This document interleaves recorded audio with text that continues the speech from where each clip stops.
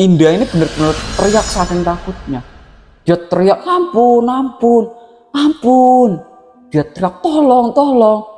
Dan gak lama dari itu, tiba-tiba kayak pintunya ini kayak ada yang berusaha ngebuka gitu loh. Cekrek, cekrek, cekrek. Kedengeran jelas. Nah, mereka berdua langsung berpikir, wah, ada harapan. Ada seseorang yang datang. Ada yang seseorang berusaha membuka pintu itu.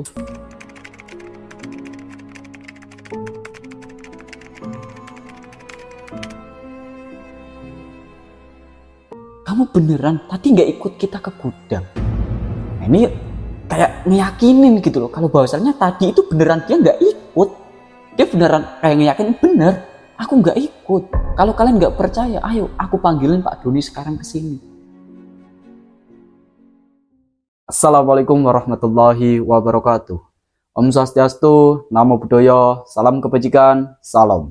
Balik lagi di Sob, bareng saya di sini Muhammad Reza Maulana yang akan membawakan sederet kisah mistis yang dapat membuat bulu kuduk Anda semua berdiri. Dimana pada kesempatan kali ini saya mau bawain sebuah kisah. Ini merupakan part 2 dari kisah yang sebelumnya saya bawakan. Dimana buat kalian semua yang belum nonton part 1-nya, saya harap untuk nonton part 1-nya terlebih dahulu. Untuk linknya sudah ada di deskripsi. Dan tidak lupa juga untuk kalian semua, para penonton setia SMG Misteri dimanapun kalian berada, buat kalian yang belum klik tombol subscribe-nya, buruan klik tombol subscribe-nya, nyalain notifikasi loncengnya, dan share sebanyak-banyaknya ke teman-teman kalian supaya channel ini semakin berkembang. Dan gak lupa juga nih buat kalian semua untuk segera follow akun TikTok kami, yaitu SMG Misteri 07. Dan tak usah berlama lagi, langsung aja kita mulai part 2-nya.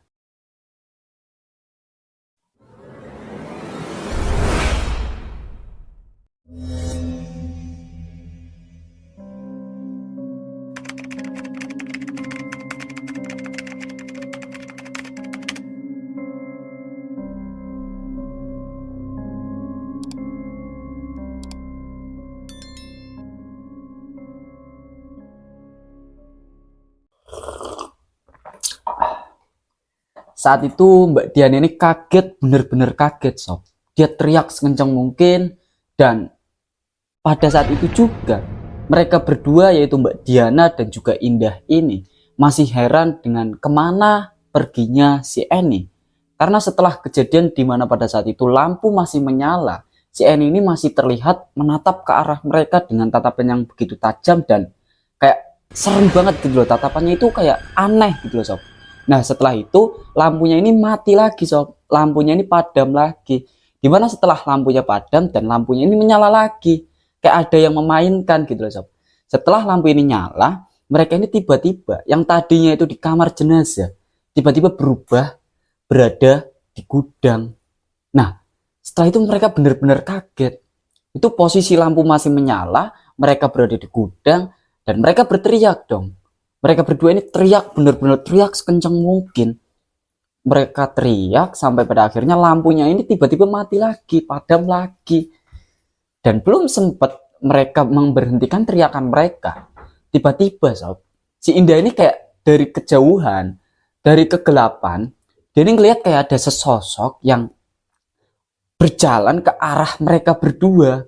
Dan posisi pada saat itu, posisinya Indah dan juga Diana, ini posisinya itu masih meringkuk di bawah pintu gudang tersebut. Dari kejauhan Indah ini ngelihat ada sesosok yang mendatangi mereka. Nah, sosok ini jalannya itu tidak jalan, nggak jalan kayak ya manusia-manusia pada umumnya. Si Indah ini benar-benar langsung berpikir bahwasannya itu bukan Eni. Itu benar-benar bukan Eni. Karena yang dilihat oleh Indah, sosok itu berjalan dengan kayak ngesot gitu loh sob. Ngesot, berjalannya ngesot. Semakin dekat, dan semakin dekat. Dan lebih anehnya lagi, ketika pada saat itu, Mbak Diana ini benar-benar gak ngeliat sosok yang dimaksud oleh Indah tadi. Padahal, di situ posisi Mbak Diana dan juga Indah ini saling dempet-dempetan gitu loh. Saling kayak, Diana ini nutupin wajahnya ke pundaknya si Indah. Nah setelah itu Indah bilang, Diana, itu apa? Itu apa? Lah Diana ini ngelihat, Mbak Diana ini ngelihat. Mana yang mana? Gak ada apa-apa. Kamu jangan bikin aku takut. Aku udah ketakutan. Nah setelah itu Indah ini ngerasa kok bisa gitu loh. Mbak Diana nggak ngelihat, sedangkan Indah ini bener-bener ngelihat, sob. Bener-bener ngelihat sosok itu jalan ke arah mereka berdua. Dengan posisi berjalannya itu sambil duduk. Dia ngesot-ngesot dari kejauhan gitu loh. Nah setelah sampai dekat sekali, jaraknya mungkin hanya 1 meter saja antara si Indah dengan sosok itu. Nah disitulah kelihatan apa dan siapa sosok itu. Dimana pada saat itu Indah ini ngelihat sosok yang dilihatnya tadi itu mengenakan kayak selayaknya suster di rumah sakit itu, so pakai baju pakaian suster sama seperti yang dipakai oleh Indah dan Diana ini. Cuman bedanya kaki dari suster itu kayak ada pasung dari besi yang kayak gembok atau borgol besi kuno gitu loh, yang ada bulat-bulatnya gitu sob. Nah dari situlah si Indah ini benar-benar teriak saking takutnya. Dia teriak ampun, ampun, ampun. Dia teriak tolong, tolong. Dan gak lama dari itu tiba-tiba kayak pintunya ini kayak ada yang berusaha ngebuka gitu loh. Cekrek, cekrek, cekrek. Kedengeran jelas. Nah mereka berdua langsung berpikir, wah ada harapan. Ada seseorang yang datang. Ada yang seseorang berusaha membuka pintu itu. Dan setelah pintu itu berhasil dibuka, pintu dibuka dan kalian tahu siapa yang membukakan pintu itu. Siapa yang pertama kali dilihat oleh Diana dan juga Indah ini. Orang yang pertama kali dilihat oleh Mbak Diana dan juga Indah itu adalah Eni dan juga Pak Diaman. Nah, di situ mereka berdua Indah dan juga Mbak Diana ini benar-benar kaget. Setelah pintu dibuka, mereka berdua langsung berdiri lari keluar, langsung kayak ngumpet di belakangnya Pak Diaman. Nah sedangkan pada saat itu si Eni ini bingung. Dia bingung loh, ini kenapa kalian kok kayak takut sama aku gitu. Dia kayak mereka berdua ini kayak takut sama Eni ini loh sob. Nah dari situ Eni ini nanya, kalian kenapa? Kalian kenapa? Nah, mereka berdua, Indah dan juga Mbak Diana ini belum sempat ngejawab. Karena posisinya masih ketakutan, bener-bener shock berat. Bener-bener kayak mentalnya itu keganggu berat sekali. Dan gak lama dari itu, di saat mereka berempat ini sedang ngobrol, tiba-tiba datang nih, Butika. Butika datang dari kejauhan kayak nampilin atau nampakin wajah-wajah orang yang emosi. Dan bener, setibanya Butika ini di hadapan Indah dan juga Mbak Diana, Butika langsung marah-marah di situ. Kalian ini apa-apaan? Kalian ini maunya apa sih? Udah dibilang gak usah cari tahu, masih tetap aja cari tahu. Nah di situ Pak Diaman ini berusaha nenangin Butika tadi. Pak Diaman ini bilang, udah Bu, udah, jangan kayak gitu, jangan keras-keras Bu, kasihan mereka berdua masih shock. Nah Pak Diaman bilang ke Eni, ajak teman-teman kamu ke mes atau ke tempat peristirahatan. Dan setelah itu, Eni pun ngajak Indah sama Mbak Diana. Nah, Eni berjalan nih di depan. Nah, setelah itu Indah sama Diana ini dengan posisi yang masih ketakutan, benar-benar ketakutan. Mereka ini kayak jaga jarak dengan Eni. Mereka kayak jaga jarak gitu loh. Ada 1 meter di belakang Eni. Nggak kayak biasanya mereka bertiga selalu barengan gitu. Enggak. Pada saat itu benar-benar di belakangnya gitu. Kayak orang benar-benar ketakutan sama si Eni ini. Nah, sampailah mereka ini di mes atau di tempat peristirahatan staf rumah sakit. Di situ kayak ada ranjang ya, ranjang khusus buat staf rumah sakit yang ingin beristirahat. Nah, mereka berdua, Indah sama Mbak Diana ini duduk di atas ranjang. Nah, Eni ini posisinya masih berdiri. Dia bilang, sebentar ya, aku ambilin teh dulu buat ngangetin badan kalian. Biar lebih tenang lagi. Nah, setelah itu si Eni ini pergi.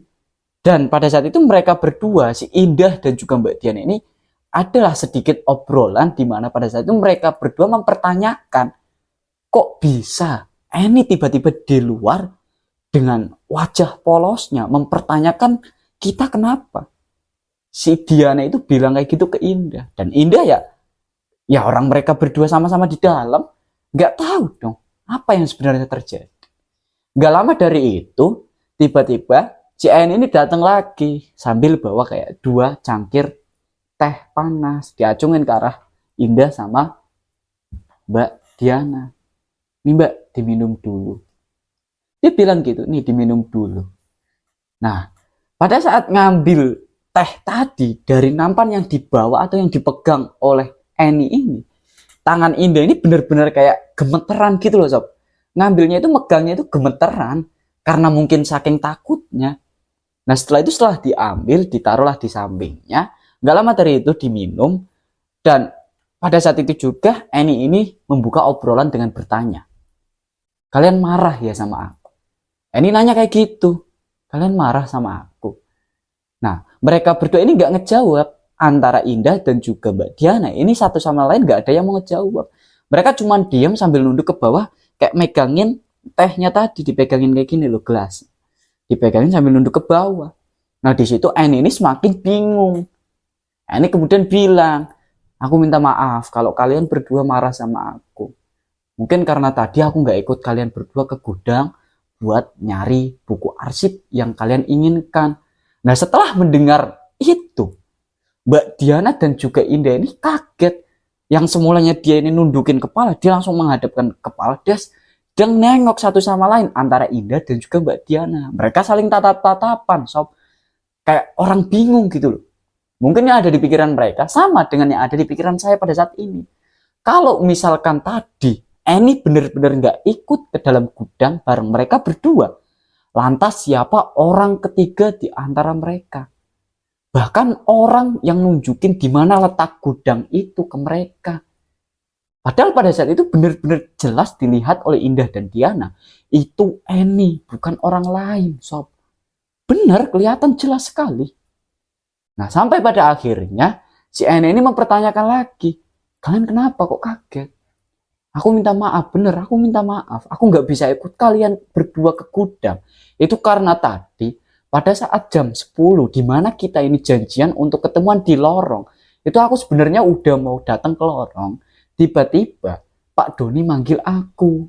Dan setelah itu Pak Doni ini minta tolong ke aku buat ngegantiin asistennya atau menjadi pengganti dari asistennya yang udah pulang duluan. Jadi pada saat itu ada salah satu pasien yang memang malam itu juga harus dibedah.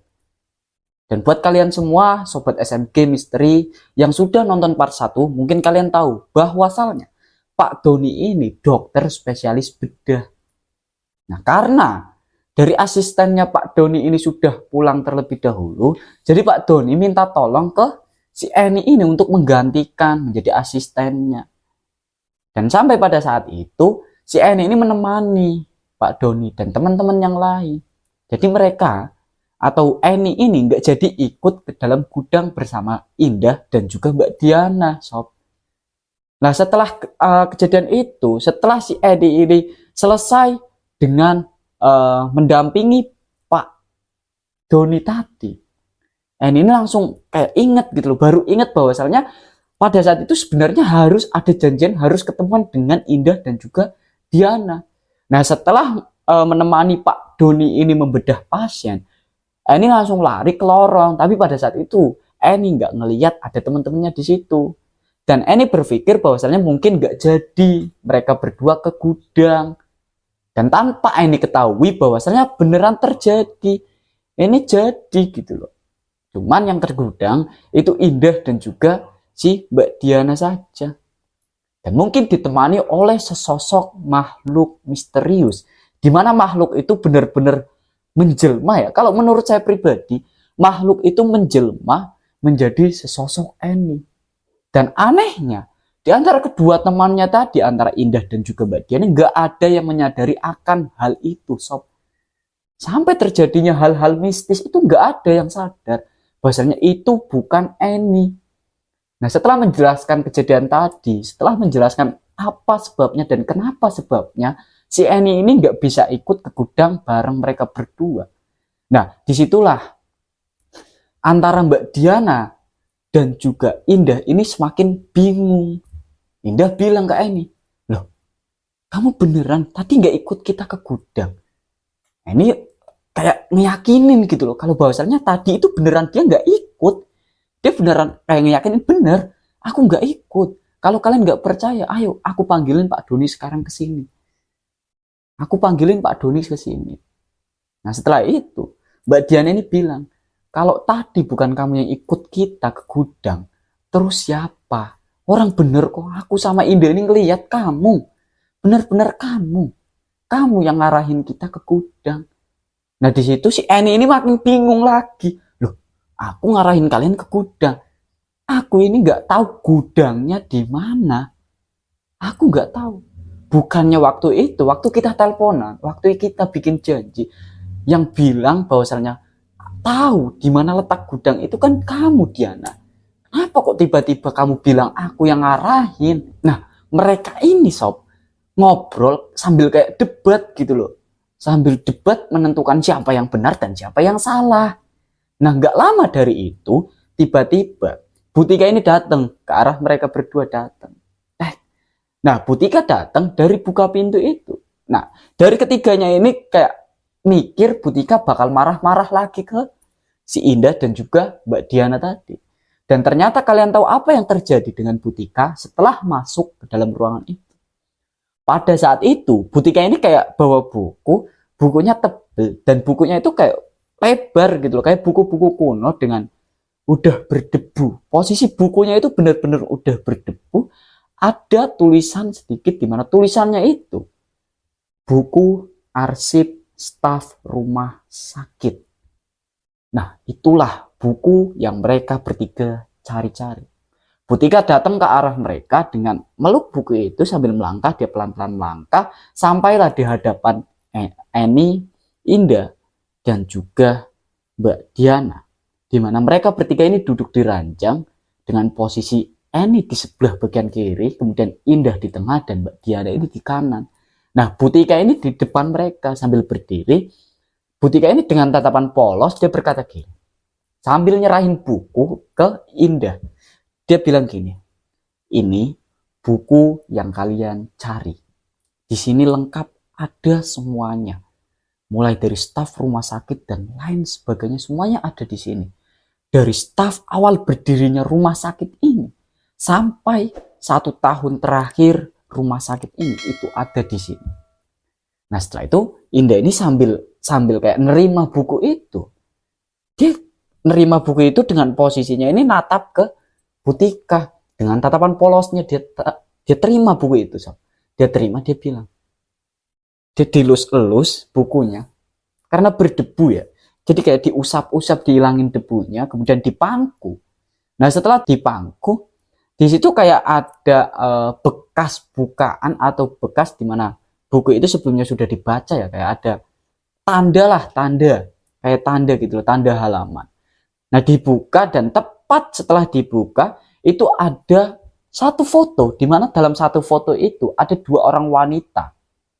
Nah kalian tahu siapa 2 orang wanita itu? Pada saat Indah ini ngebuka buku itu, nah Eni sama tadi Mbak Diana ini langsung merapatkan wajahnya ke buku itu. Mereka saling menatap ke buku itu. Mereka tatap. Dengan polosnya, Mbak Diana ini nanya, Bu, ini foto siapa? Nah, Butika pun menjelaskan bahwasannya ini yang sebelah kanan itu foto saya. Waktu pertama saya masuk sebagai staf rumah sakit ini. Nah, bagian kirinya, ini di sebelah kiri saya, itu Bu Iin, sahabat saya. Nah dari situ mereka tahu apa dan seperti apa gambaran sosok Bu Iin ini dengan foto tadi. Nah dari situ si Eni ini nanya, loh, terus Bu Iin sekarang di mana, Bu? Nah dengan pertanyaan itu, Butika ini membalikan badan, dan dia langsung membuka ceritanya. Dia bercerita, kurang lebih seperti ini ceritanya. Jadi gini, sebenarnya saya tidak akan membeberkan cerita ini ke siapapun, bahkan ke kalian. Bahkan saya tidak akan memberikan buku ini ke kalian. Hanya saja ini sudah terlanjur. Kalian sudah terlalu lancang untuk mencari tahu tentang buku ini dan tentang siapa Iin. Kalian tahu Iin sekarang di mana? Nah, mereka bertiga dengan polosnya menjawab, "Gak tahu, Bu." Nah, Bu Tika ini jawab, "Iin sudah meninggal." Atau Iin ini sudah wafat. Lah, mereka bertiga ini bingung. Loh, kalau Bu Iin ini sudah wafat, lantas siapa orang yang ngaku-ngaku dengan nama Iin yang menelpon si Indah ini di waktu itu dan menyuruh Indah ini datang lagi ke rumah sakit pada saat itu? Mereka bertiga sangat bingung. Nah, disitulah Bu Tika ini menjelaskan bahwasalnya dulu waktu pertama kali Bu Tika ini bekerja di rumah sakit ini, mungkin sekitar 10 tahunan yang lalu, Bu Tika ini menjelaskan ada sebuah tragedi, di mana tragedi itu benar-benar tragedi yang sangat naas sekali. Karena ada beberapa ruangan yang terbakar karena kelalaian dari salah satu staf rumah sakit. Kalian tahu ruangan apa yang terbakar pada saat itu? Ruang jenazah dan juga ruang arsip, yaitu gudang tadi. Nah, dari situlah Bu Tika ini menjelaskan kembali bahwasannya pada saat kejadian itu kurang lebih ada 15 korban jiwa yang tewas karena kejadian itu tadi, sob. Nah, gimana pada saat itu? Pada saat kejadian itu, mereka ada 16 orang itu sedang melakukan otopsi di ruang jenazah, di mana ada salah satu korban kecelakaan yang harus diotopsi. Itu satu. Dan yang kedua, ada seorang korban dari mutilasi atau korban mutilasi yang harus diotopsi di rumah sakit itu. Ada 2 korban dengan kejadian berbeda yang harus diotopsi pada saat itu. Jadi melibatkan kurang lebih 16 staf medis. Dan dari 16 tadi, pada saat kebakaran itu yang selamat hanyalah 1, yaitu Bu Tika. Bu Tika ini menjelaskan tentang tragedi itu.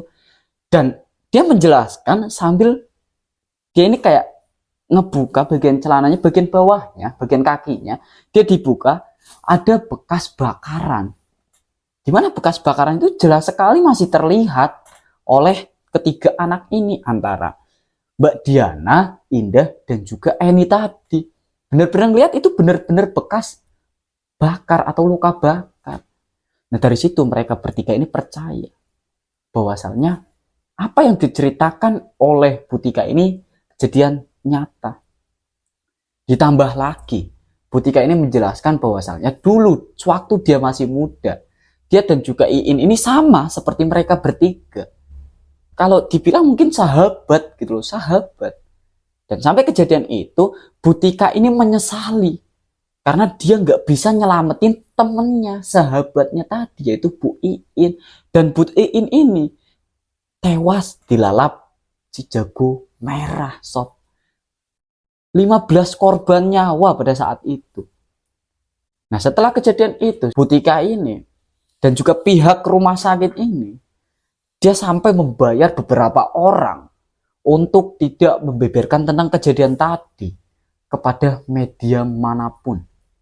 Karena ini menjaga reputasi rumah sakit itu.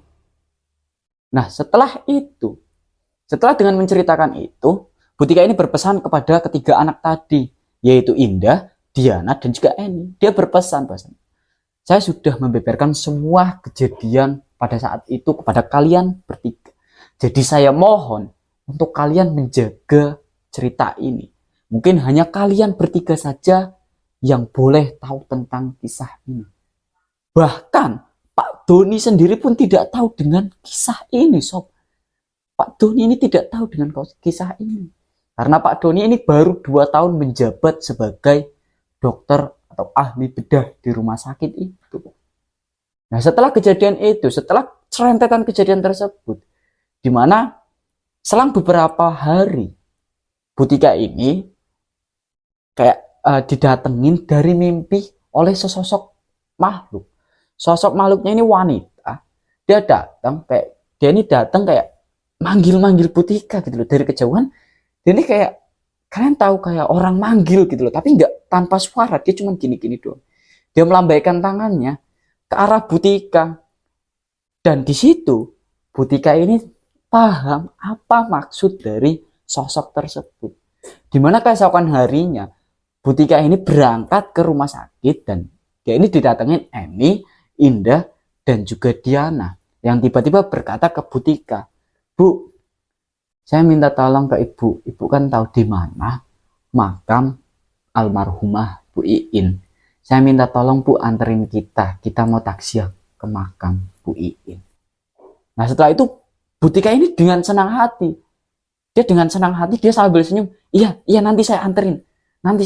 Sebentar saya naruh tas dulu. Nanti saya anterin.